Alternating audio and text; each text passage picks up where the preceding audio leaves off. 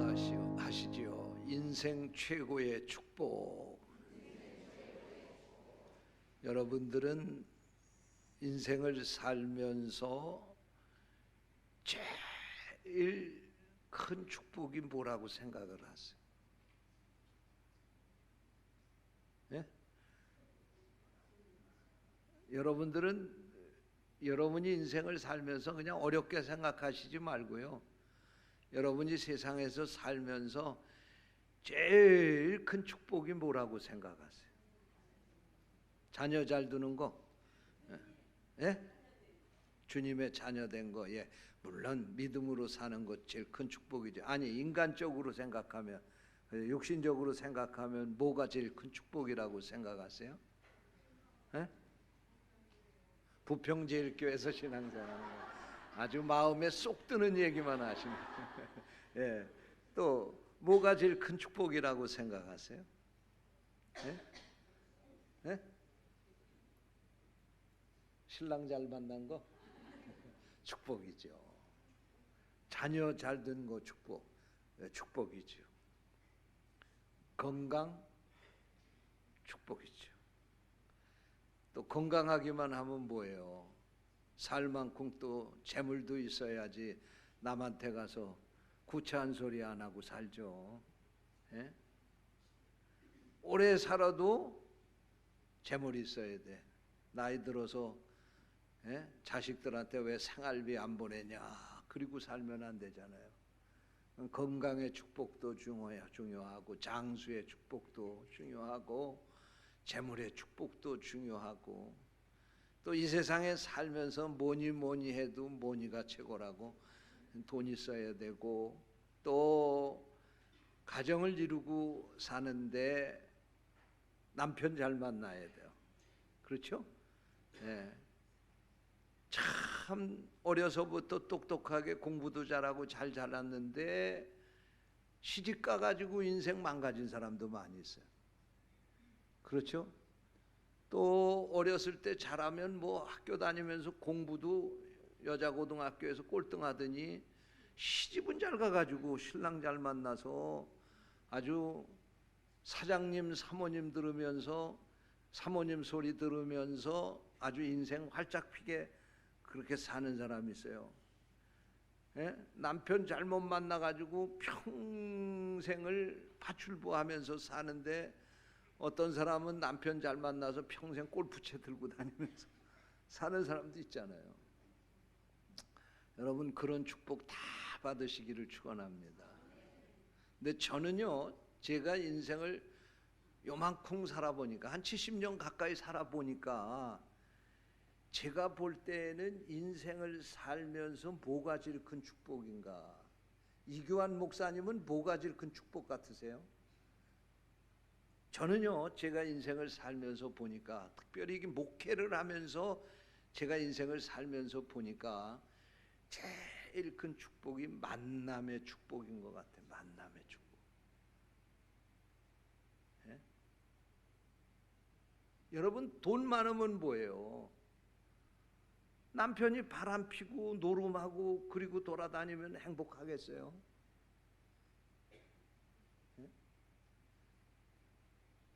잘 만나야 돼. 남편 잘 만나야 돼. 아내 잘 만나면요, 그 아내 때문에 바보 온달도 평강고운 주고 만나니까 그 인생이 피잖아요. 잘 만나야 돼요. 내가 아무리 똑똑하면 뭐합니까? 부모님 잘 만나야 돼요. 그 부모님이 그 자식 잘 뒷받침하고 키워줘야 훌륭하게 자라는 거죠. 부모 잘못 만나니까 그 좋은 머리 가지고 죄 짓고 인생 망가지게 산 사람 많이 있어요. 좀 부족한 것 같은데 부모님 잘 만나니까 부모님이 지극정성으로 희생해서 그 자식 뒷받침해가지고 훌륭한 인생 만들어내는 부모도 있어요. 할렐루야. 그래서 제가 보니까 인생이 받을 축복 가운데 제일 큰 축복이 만남의 축복이 아닌가 그런 생각을 합니다. 우리 부평제일교회 성도들 다 이 만남의 축복을 받으시기를 축원합니다. 인생은 만남으로 시작해서 만남으로 끝나는 것입니다. 그 사람의 인생의 성패는 그 사람의 만남이 어떠느냐에 따라서 결정이 되어지는 것입니다. 인간은 만남 속에서 살아가는 존재인 것입니다. 여러분, 그런데 하나님께서 이 지구상에 70억이 넘는 인구가 사는데요, 그 가운데 내 남편 만나게 해주시고, 내 아내 만나게 해주시고, 내 직장 동료를 만나게 해주시고, 내 이웃을 만나게 해주신 거, 여러분, 이거 기적입니다. 우습게 생각하면 안 돼요. 수천 년 역사 가운데 수많은 많은 사람들이 이 땅에서 살다가 죽고 그러는데, 이 시대에 태어나서 이 지구상에 70억이 넘는 사람 가운데 한 남자와 한 여자를 만나게 해주시는데, 그래서 부부가 되게 해주셨는데, 사랑하는 내 남편과 사랑하는 내 아내가 만나게 해주셨다고 하는 거, 이거 기적 중에 기적 아닙니까? 그런데 이 만남이 불행하면 되겠습니까? 우리 부평교회 성도들, 이 만남이 복된 만남 되시기를 축원합니다. 그런데 이 만남 중에서 정말로 중요한 만남이 있어요. 그게 어떤 만남이냐? 예수님을 만나는 거예요. 할렐루야. 여러분, 여러분들이 이 세상의 모든 것을 다 이루었다 할지라도 예수님 못 만나면 여러분의 인생은 실패한 겁니다. 여러분의 가정의 모든 것이 다 있다 할지라도 그 가정에 예수님이 호주가 되시지 않으면 그 가정은 절대로 행복할 수가 없습니다. 선남 선녀가 사랑해서 만나지만 그 부부 관계 속에 예수 그리스도가 개입하시고 날마다 그 예수 그리스도와 더불어 살아가야지만 그 부부가 행복하게 살 수 있는 겁니다. 이 세상에 어떤 사람이 결혼해서 불행하기를 꿈꾸면서 결혼하는 사람이 어디 있습니까? 다 행복하기를 원하지만 그게 내 마음대로 안 되는 거예요. 하나님께서 여러분에게 이 축복을 주시기를 축원합니다. 예수님이 여러분의 삶의 주인이 되시고, 여러분이 그 예수님과 늘 인격적으로 만나고 그분을 닮아가고 그분의 삶을 여러분을 통해서 이 땅에서 여러분이 재현을 하고 그러면서 살아가게 될 때 여러분의 인생이 진정으로 성공한 인생, 여러분의 삶이 행복한 삶이 될 줄로 믿습니다. 어떤 시골 할아버지가 말이에요, 손자하고 같이 서울에 있는 아주 유명한 백화점에 구경을 왔어요. 이 시골에서 5일마다 한 번씩 열리는 장만 보던 할아버지가 말이에요, 이 백화점에 와 보니까 말이에요, 장바닥에서 볼 수 없는 놀라운 것들이 그곳에 다 진열이 돼 있는 거예요. 깜짝 놀란 겁니다. 근데 이 할아버지가 더 놀란 것은 말이에요, 벽에서 문이 열리는 거예요. 벽에서 엘리베이터를 보니까 말이에요, 벽에서 문이 열리고 거기서 사람이 나오는 거예요. 야, 참 그 신기하다. 이 벽에서 어떻게 저렇게 문이 열리고 저 벽 속에서 어떻게 사람이 나오나. 그래서 자세히 들여다봤더니 자기하고 같이 옆에 서 있던 어떤 할머니가 그 엘리베이터를 타더란 말이에요. 그리고 조금 있다가 보니까 다시 그 엘리베이터 문이 열리는데 보니까 거기서 젊은 예쁜 아가씨가 나오는 거예요. 이 할아버지가 깜짝 놀란 거예요. 야, 참 그 기계 희한하기도 하다. 그러더니 이 할아버지가 말이에요, 손자의 손을 놓고 확 황급하게 뛰어나가더라는 거예요. 그래서 할아버지 길 잊어버려요, 어디 가세요? 그리고 손자가 따라가면서 말하니까 할아버지가 그렇게 얘기를 하더래. 얘 이놈아, 빨리 가서 할머니 데려다 저 기계 속에다 넣어야 되겠다.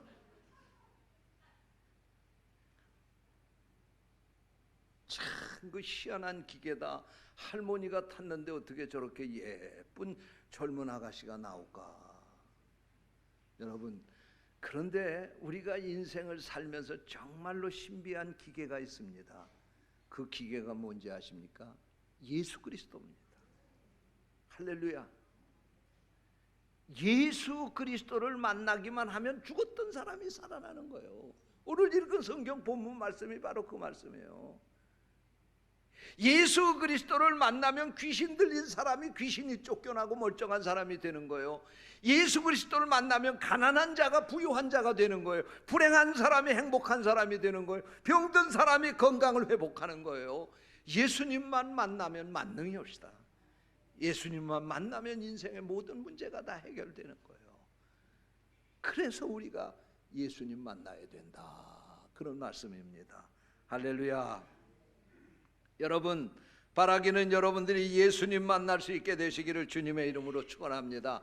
그냥 예수님 막연하게 만났다가 아니라 여러분이 인격적으로 예수 그리스도를 만나고 여러분이 예수 그리스도 안에서 다시 태어나서 여러분의 삶을 통해서 그리스도의 향기가 풍겨나고 여러분들을 보면 세상 사람들이 예수를 본 것 같이 여러분들이 보여지고 여러분의 삶을 통해서 많은 사람들이 오늘도 여기에 예수님이 살아있다고 볼 수 있도록 여러분이 그렇게 살아야 진정으로 여러분이 예수를 만난 겁니다.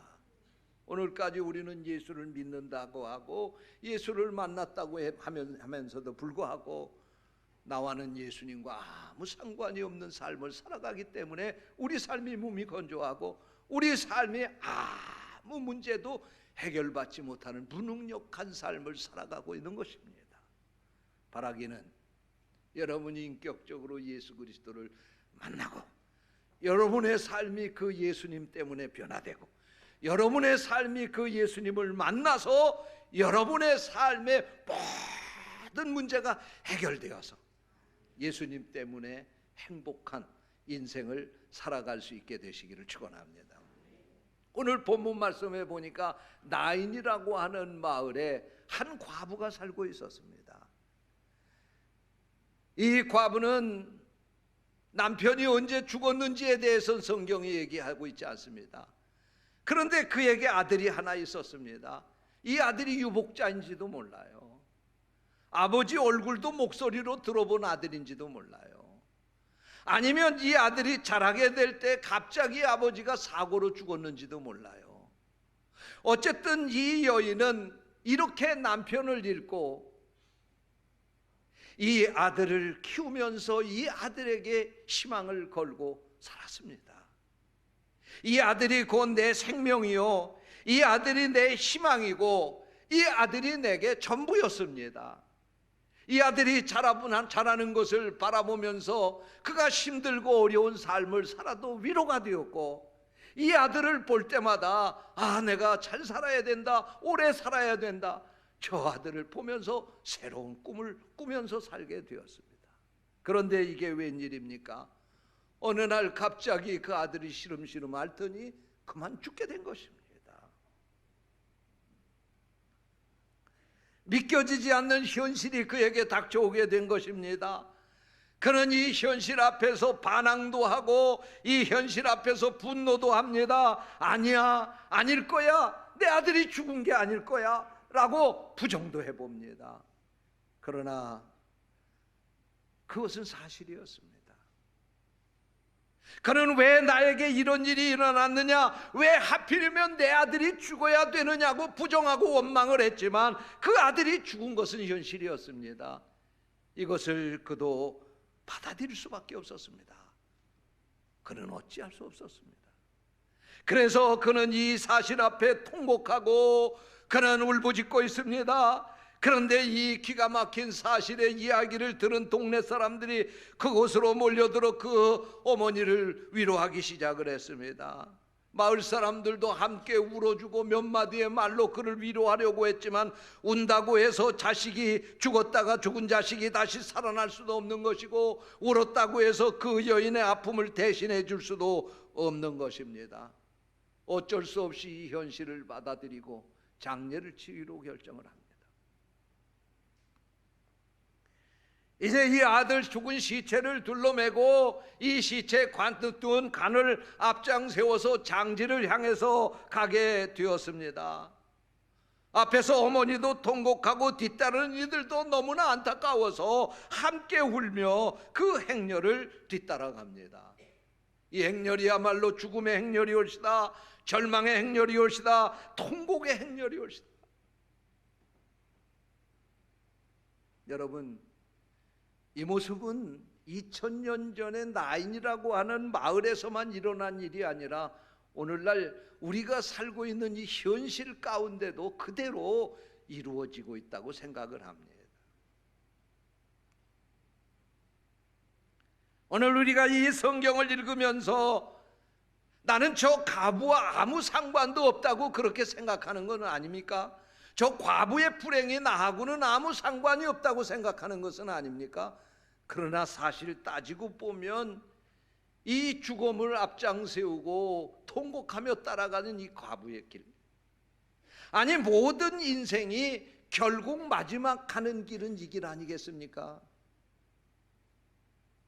사람이 이 길을 가기 위해서 못된 짓을 하고 이 길을 결국은 가서 생명이 끝나는 것으로 이 세상의 삶이 다 끝나는 것인데,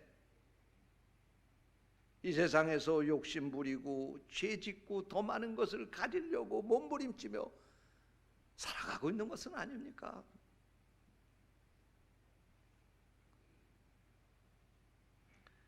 그런데 이 행렬 저 맞은편 쪽에서 또 다른 행렬이 마주오고 있습니다.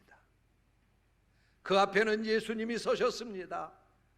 그리고 그 뒤에는 제자들과 예수님을 따르는 사람들이 따라서 지금 오고 있습니다. 이 행렬은 죽음을 앞장세우신 세운 행렬이 아니라 생명이신 예수님이 앞장선 행렬입니다. 이제 두 행렬이 마주치게 됩니다. 그때 예수님께서 그 시체를 향해서, 시체를 들고 나가는 그 무리를 향해서 말씀을 하십니다. 그 관을 여기에 내려놓으라. 이 사람들은 예수님의 말을 듣고 그 관을 내려놓았습니다. 여러분, 오늘 이 말씀은 저 옛날 2000년 전에 관을 들고 나가던 장례 행렬을 향해서 예수님이 하신 말씀이지만, 이 말씀이 살아있는 것은 오늘 우리를 향해서 주님이 하시는 말씀이라는 것입니다. 여러분, 무엇 때문에 근심하고 걱정하시고 염려하십니까? 무슨 문제가 여러분에게 있습니까? 주님이 이 시간 여러분에게 말씀하십니다. 그것을 내려놓으라.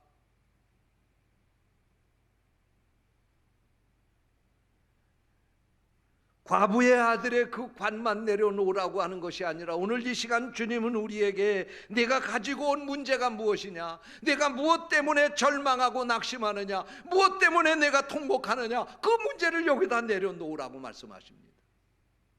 이 시간 여러분의 문제도 내어놓을 수 있게 되시기를 축원합니다. 주님께서 내려놓은 관 위에 손을 얹고 말씀하십니다. 청년아, 내가 네게 말하노니 일어나라. 할렐루야. 여러분, 이 주님의 명령 앞에 이 죽었던 청년이 살아나게 되었습니다. 주님의 이 말씀 한마디에 놀라운 역사가 일어나게 되었습니다. 그 순간 절망이 희망으로 바뀌게 되었습니다. 죽음이 생명으로 바뀌게 되었습니다. 통곡이 환희로 바뀌게 되었습니다. 패배가 승리로 바뀌어지게 되었습니다. 오늘 여러분에게도 이런 은혜가 있으시기를 축원합니다. 여러분, 우리가 인생을 사는데 문제가 아니라 문제를 해결할 방법이 없는 것이 문제입니다. 그러나 정말로 우리의 문제를 해결하실 수 있는 예수님을 만난다고 하면 우리의 문제는 문제가 될 수 없습니다. 그러므로 진정한 문제는 예수님을 만났느냐 만나지 못했느냐가 문제일시다. 왜냐하면 예수님은 생명을 살릴 수도 죽일 수도 있기 때문에, 예수님의 능력은 우리의 어떠한 문제도 해결할 수 있는 분이기 때문에, 여러분, 바로 이 주님을 오늘 예배하는 중에 여러분이 만날 수 있게 되시기를 축원합니다. 이 시간 주님의 음성을 듣고 여러분의 짐을 내려놓으십시오. 그리고 일어나라고 말씀하시는 주님의 말씀 앞에 용기를 가지고 일어나 세상을 향해서 나가십시오. 주님은 여러분과 함께 하실 줄로 믿습니다. 내 인생을 바꾼 가장 소중하고 귀한 만남은 예수 그리스도를 만나는 것입니다. 여러분 진정으로 인격적으로 이 예수 그리스도를 만난다고 하면 여러분의 인생이 바뀌어지게 될 줄로 믿습니다. 괴테는 말하기를 먼지도 태양빛을 바라면 빛을 바란다고 말했습니다. 여러분 먼지 같은 보잘것없는 인생이라 할지라도 우리가 태양빛과 같은 주님을 만난다고 하면 우리의 인생도 빛나는 인생을 살게 될 줄로 믿습니다. 막연하게 주님을 만난 것이 아니라 주님이 여러분 속에 오셔서 여러분과 함께 사시는 진정한 만남을 통해서 이후에 여러분의 인생이 더욱더 빛난 인생을 살아갈 수 있게 되시기를 주님의 이름으로 축원합니다. 기도하겠습니다. 하나님 아버지 감사합니다. 우리에게 귀한 말씀을 주시고 말씀을 통해서 우리 인생 최고의 축복이 예수님을 만나는 것이라고 하는 사실을 깨닫게 하시니 감사합니다. 이 예수님 만나고 이 예수님 안에서 거듭난 새로운 삶을 살 수 있도록 우리를 축복해 주시옵소서. 주님의 이름으로 간절히 기도하옵나이다. 아멘.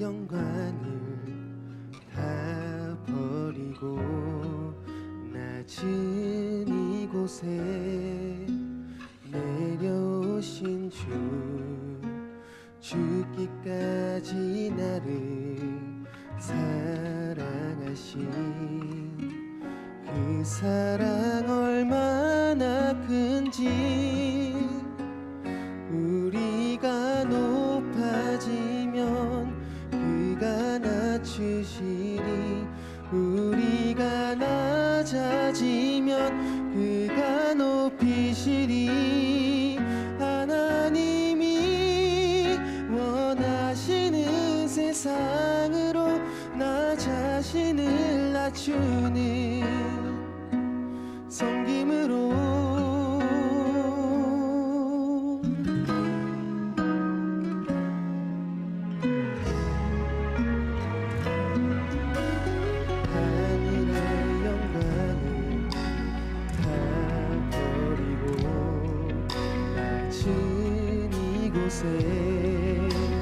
내려오신 주 죽기까지 나를 사랑하신 그 사랑 얼마나 큰지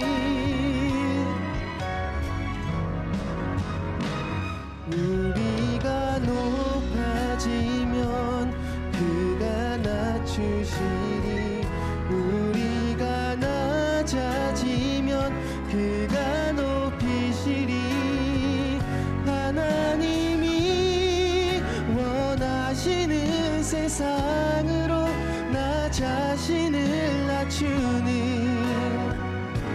섬김으로 내 발을 닦아주사 먼저 섬기시고 서로 사랑하라고 말씀하시었네 하나님이 원하시는 세상으로 나 자신을 드리는 섬김의 모습이 되기를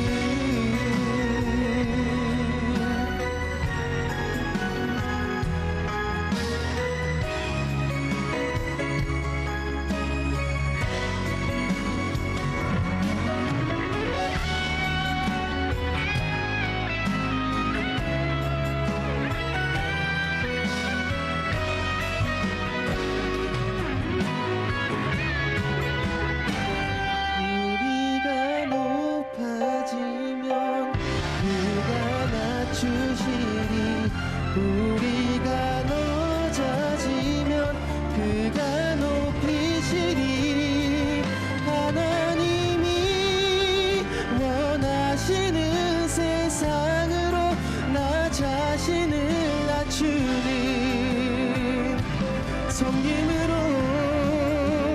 내 발을 닦아주사 먼저 섬기시고 서로 사랑하라고 말씀하시었네. 하나님이 원하시는 세상으로 나 자신을 드리는 섬김의 모습이 되기를.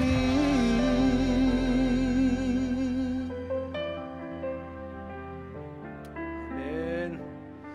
하나님의 크신 사랑과 은혜를 감사하며 이 시간도 예배를 드리면서 우리의 감사한 마음을 담아 귀한 예물을 드렸습니다.